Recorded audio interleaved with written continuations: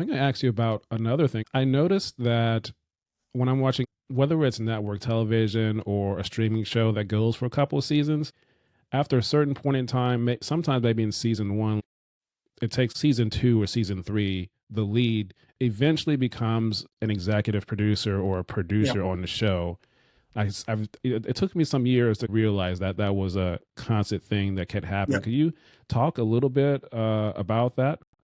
Yeah. I mean, it's often, these days, like the Jude Law show we just mentioned, you have Hmm. big stars right off the bat.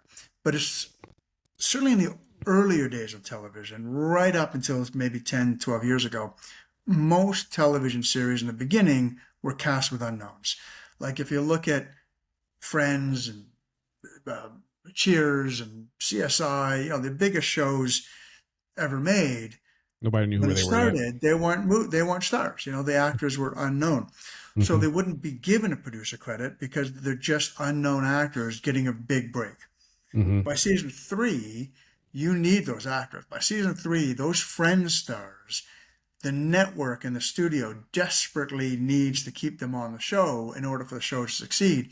So, Jennifer Aniston and Matt LeBlanc and so forth can come and say, okay, I want this much money.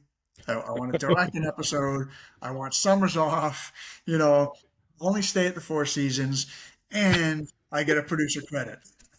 And, I think it was NBC. NBC is going to say, yeah, sure, whatever you want.